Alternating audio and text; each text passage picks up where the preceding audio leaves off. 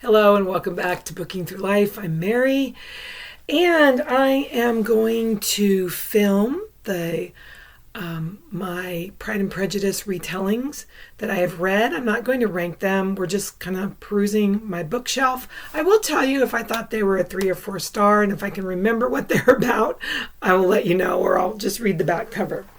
So anyway, I have can't really. There you go. There's kind of 2 stackishes of retellings, and then sometimes there's some floating around, but I think the ones I'm going to talk about are all here except for this one.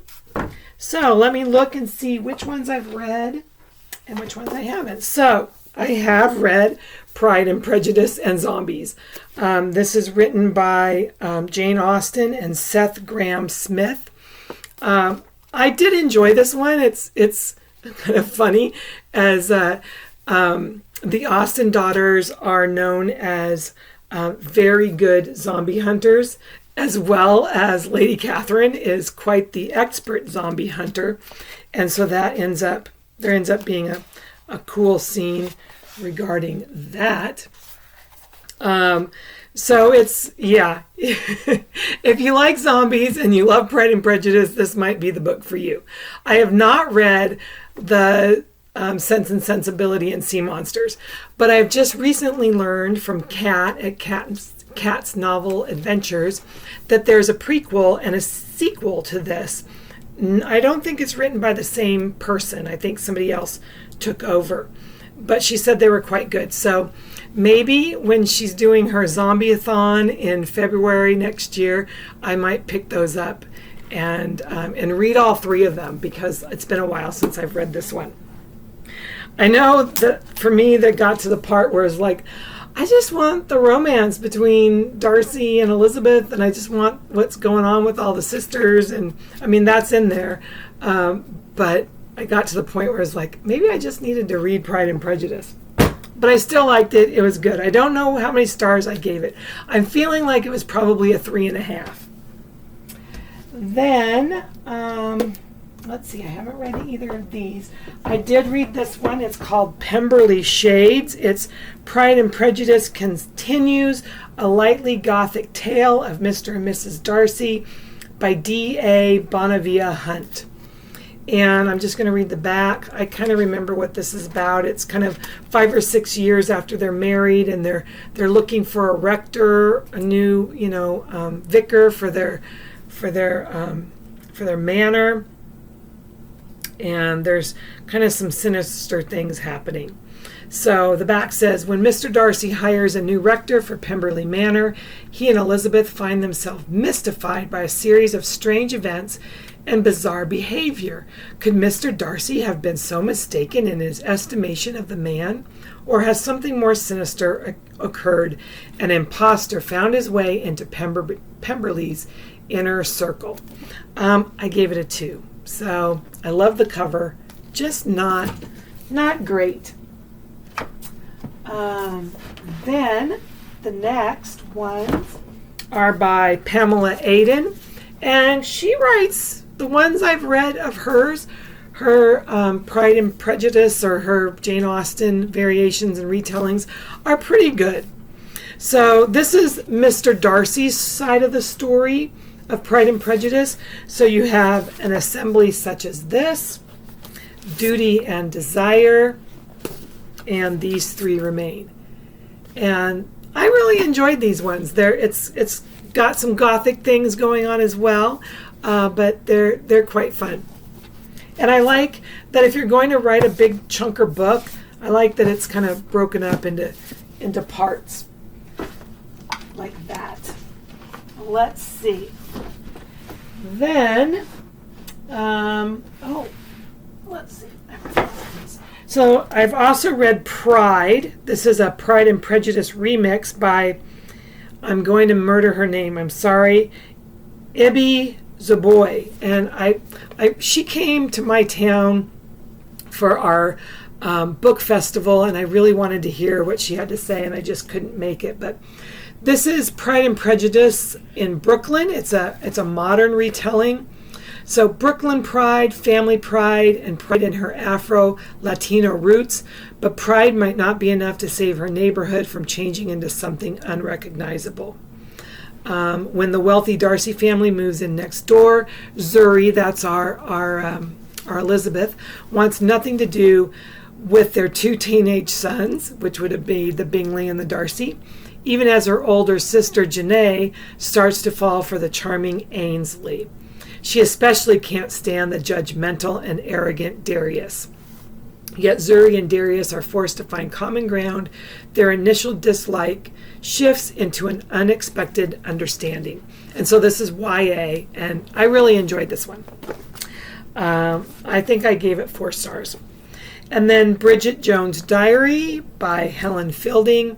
And I don't remember how many stars I gave it, but I think I watched the movie first, and I liked the movie better than the book. I'll just say that about that. I started to read Unmarriageable. This is Pride and Prejudice in Pakistan by Sonia Kamal. And I just couldn't get on with it. So I'm hoping to restart it at some point and that I'll like it better. I do like it when they put Pride and Prejudice in a different cultural context. I think that's a lot of fun, and I've liked that. So let's see. Oh, I'm getting stuck. I also read The Exploits and Adventures of Miss Althea Darcy. This is by Elizabeth Ashton, and she also wrote Mr. Darcy's Daughters, which I have, but I haven't read yet, and that's the first one in this. I don't know how many series there are. I think I gave this a 3. So this is about Althea Darcy. She's one of the Darcy's daughters.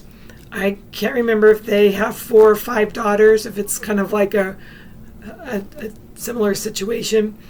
And she's very musical.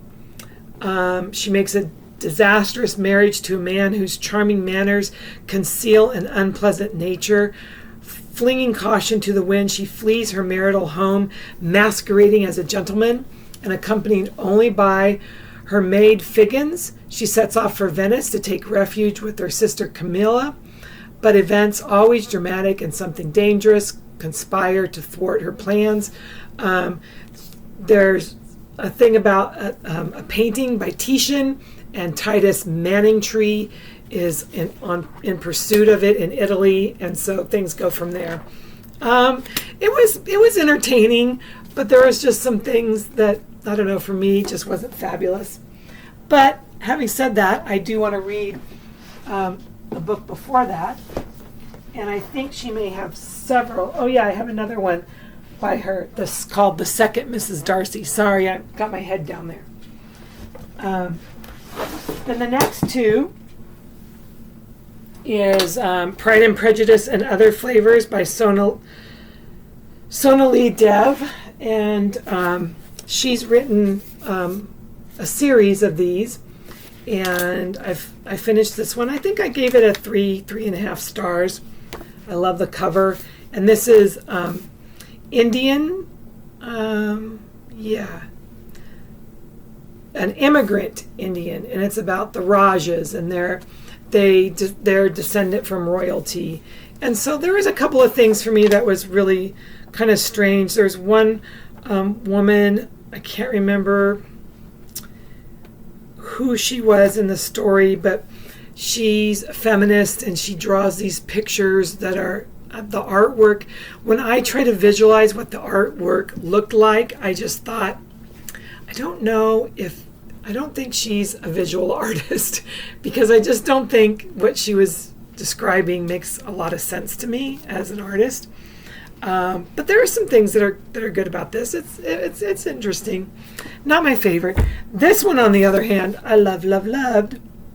Aisha at Last by Uzma Jaludin.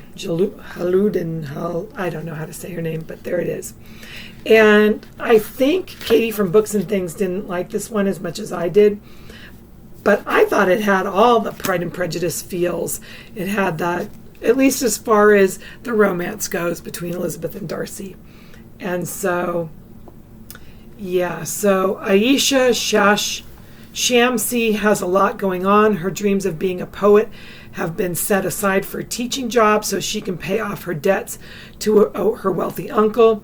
She lives with her boisterous Muslim family and is always being reminded that her flighty younger cousin Hafsa, that's the Lydia, is close to rejecting her 100th marriage proposal. Though Aisha is lonely, she doesn't want an arranged marriage. Then she meets Khalid, who is just as smart and handsome as he is conservative and judgmental. She is irritatingly attracted to someone who looks down on her choices and dresses like he belongs in the 17th century. And so I really love this one. So those, and then over here we have, I think I talked about this one at some point. We have Sasquatch Love and Other Imaginary Things. And I like this one even though it's super goofy. It's about a Jewish family, and they are lovers of Bigfoot or Sasquatch, and they go on this reality TV show where they get pitted up against these teenagers from Pemberley High School or University, so maybe it's not teenagers, and they're trying to disprove or prove if there is a Bigfoot. And anyway, it's kind of, like I said, it's a little bit hokey, but it's probably falls in the cozy category. And we went to the state of Washington last summer, so that's definitely Sasquatch country. So, and it was during the tail end of Jane Austen July, so I liked it. And then the other one is Austen Land by Shannon Hale. Love this cover. I think I've said this before. I like the movie better than the book, but the book was decent, probably 3.5 stars. And then I've said this before, but I'm going to say it again. It's dedicated for Colin Firth. You're a really great guy, but I'm married, so I think we should just be friends. It's one of my all-time favorite dedications. I wish he would see that and acknowledge it. Okay, so Joan Aiken also wrote a little add-on to Mansfield Park called Mansfield Park Revisited. And I really liked this. I think the only thing I was sad about with this one was it wasn't a bigger novel. It's just really, it's kind of small, really quick. And so Fanny and Edward Bertram, they get married and they depart for the Caribbean. And then Fanny's younger sister, Susan, moves to Mansfield Park as Lady Bertram's new companion. And then some things happen. So, yeah, I really, really like this one. And then, let's see, I think I have one more in this stack that I've read, and that is The Jane Austen Project by Kathleen A. Flynn, and I loved this book. I thought it's a time-traveling book.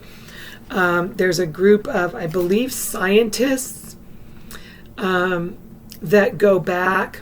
Let's see, what does it say? Because I can't remember, but it's just so good. Two travelers, Rachel Katzman and Liam Finucane, arrive in a field disheveled and weighed down with hidden money. They are not what they seem, but colleagues from a technological advanced future posing as wealthy West Indies planters, a doctor and his spinster sister. While Rachel and Liam aren't the first team from the future to go back, their mission is by far the most audacious: meet, befriend, and steal from Jane Austen herself. Carefully selected and rigorously trained by the Royal Institute for Special Topics in Physics, disaster relief donor Rachel and actor-turned-scholar Liam have little in common besides the extraordinary circumstances they find themselves in. Circumstances they call for Rachel to stifle her independent nature and let Liam take the lead as they infiltrate Austen Circle via her favorite brother, Henry.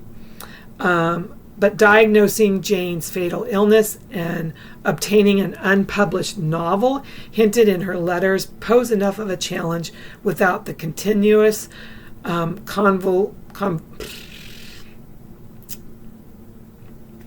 convolutions of living a lie. Sorry.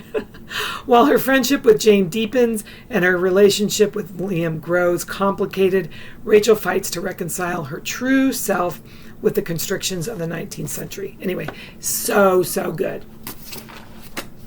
Loved that book. And then I do believe that concludes this tour. I hope you enjoyed all your stops. I have read a few other books. Let me think that I either read them on Kindle or listened to them. What Kitty Did Next, very good. I give that a 4-star. And then, what is the name of that book? You can't get it. You can only get it on Kindle now. And it's, I can't remember. But it was really good. It's one where Elizabeth accepts Darcy's proposal the first time. Is that what it is? Yeah, I think that's what it is. Anyway, that one was really good too.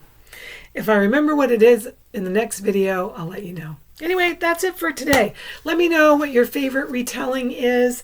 I didn't include the mystery ones because I've already talked about those in a different video. I missed one. I missed several. The Other Bennet Sister by Janice Hadlow. My favorite of all the retellings. I gave this one a 5-star. This is what I think happened to Mary Bennet. This, or there's a play. There's two Christmas at Pemberley plays, and I liked the story from Mary Bennet in those plays. Let's see. Okay, we're going on. I forgot about this shelf. Then there's also Longbourn by Joe Baker. A lot of people love this book. I gave it 2 stars. It does have deckled edges, but I like the cover. But I don't remember why I didn't get on with this book, but I just didn't like it that much. There's also the Jane Austen Society. I gave this one a 3 stars, and this is about a book club and the different people, just after World War II in a small English village in Chawton. And they're a group of unusually minded people. But like-minded people. I don't know. Anyway, that one was good. Decent. Miss Austen by Jill Hornby. Love this cover. Look at that beautiful lilac.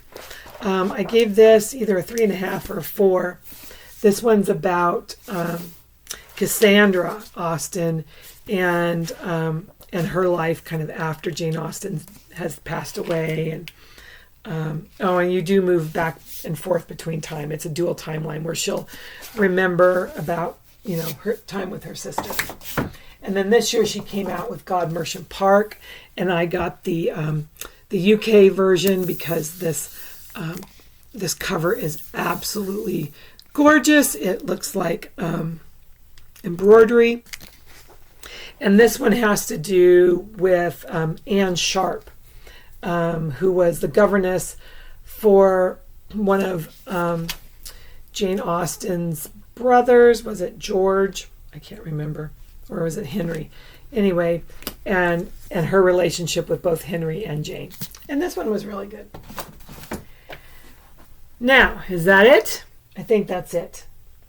So, I still have a lot of books to read, don't I? I don't know. I still have like a whole side of a shelf to read. So, plenty of Jane Austen content to read and plenty more to find. So, that's it for today. Till we meet again. I hope all your books are good books. And we'll see if I do another bookshelf tour or not. But anyway, that's all for today. So I hope you have a great week. And let me know what your favorite Jane Austen retelling is. If you've read any of those, if you had a different opinion than I did, let me know. Until next time. Bye-bye.